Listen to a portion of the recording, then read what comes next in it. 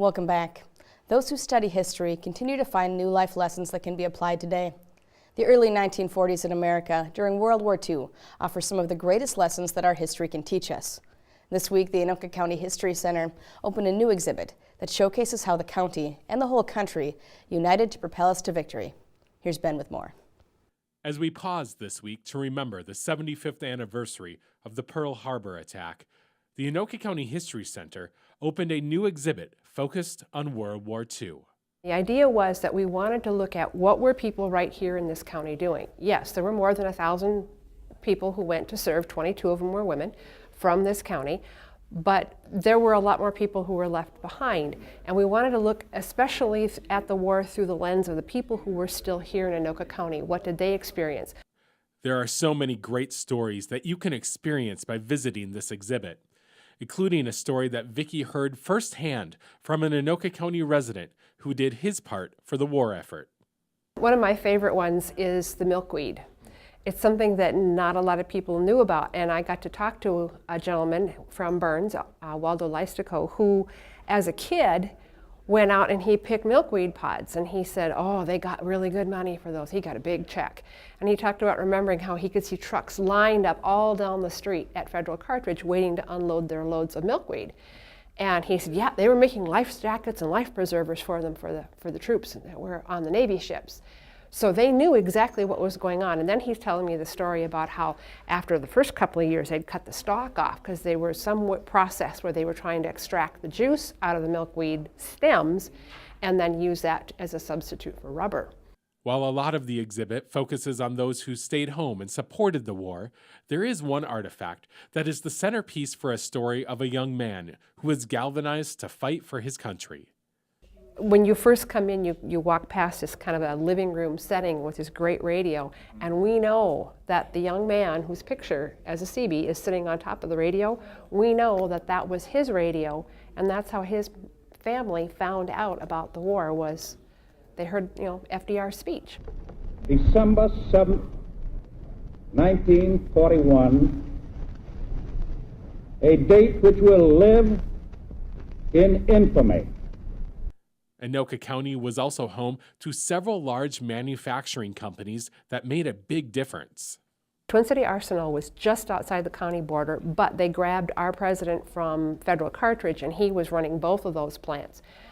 That produced 10% of all the small arms bullets fired by all of the soldiers in just, in World War II. I mean, it's amazing to think that one plant would provide that much. Northern Pump down in Fridley, huge, huge importance. They were building gun mounts for the Navy ships, and they were just doing amazing things with being able to do the precision machining required on these pieces and ship them out way ahead of schedule. Just amazing what was done here. The exhibit speaks to the common goal that our nation had during those desperate times.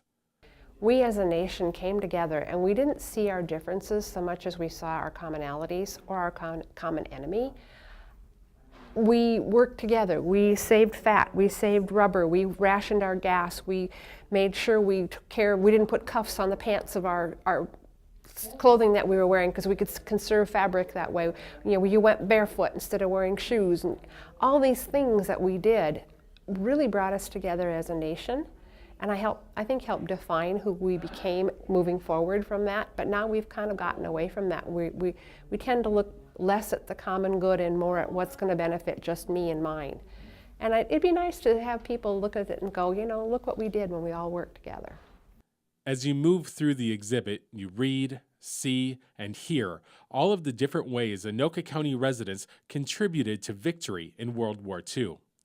As you come to the end of the exhibit, you meet the reality that many met in those days. The last piece in this exhibit talks about reintegration into civilian life. We've got a Navy uniform that a young man married his bride in. We have that on display with her wedding dress. But what was fun was, they're a young couple, they're just starting out, they didn't have a whole lot of money. So he very carefully picked all the gold braid off and removed all the gold braid and replaced the buttons, and his dress Navy uniform became his best suit. And in the pocket, we found a ticket for a dance dated 1953.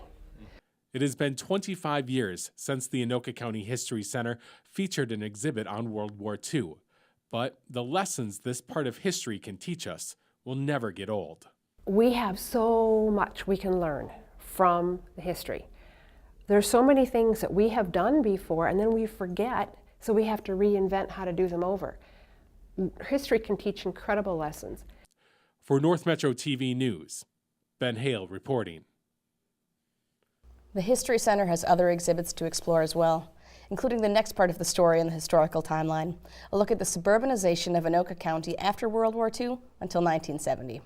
For more information on the Anoka County History Center, visit northmetrotv.com and click on News.